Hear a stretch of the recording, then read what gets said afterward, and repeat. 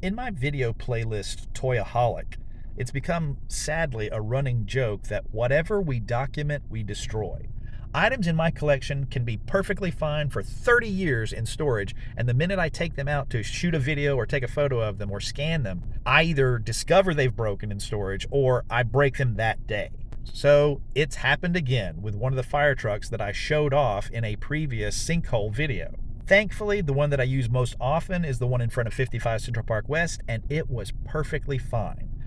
But the one in front of the Prasada had multiple pieces get broken off of it simultaneously. Matter of fact, the day that I was shooting, one of the little red lights got knocked off when the Prasada itself fell over in the wind and knocked it off.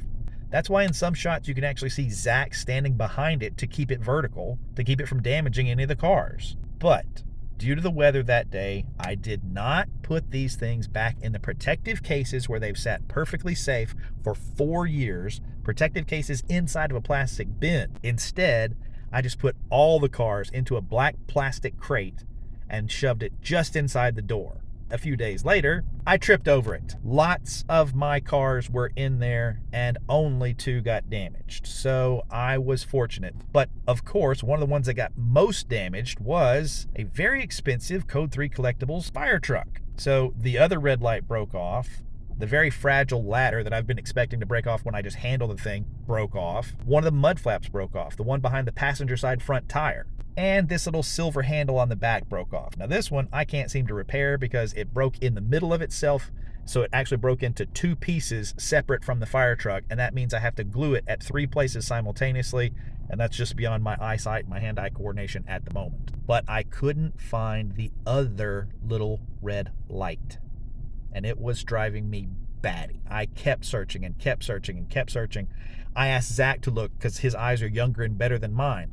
Still could not find the thing. Days go by, more than a week goes by, and I'm seriously contemplating buying another one of these stupid expensive fire trucks off of eBay. And thankfully, while not thinking about it, while looking for something else entirely, I glanced down and spot a little white line, and I thought, what is that? It wasn't white, it was the silver shaft, the horizontal bar that holds the red light onto the side of the fire truck. Caught the light just perfectly. I picked it up, I grabbed the glue, and I started gluing everything back on then. So I didn't have to get one off of eBay, but if anybody needs to know what to get me for a late Christmas present, I wouldn't say no.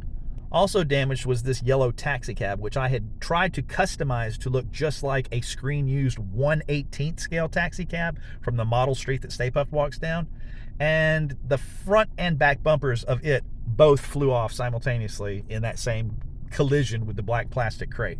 So the back bumper you could kind of understand because I had heated it to try to get it to bend to look like the 1/18 scale prop that they had made for the movie, but for some reason the front one came off too. Anyway, it was fairly simple to glue both of those back on.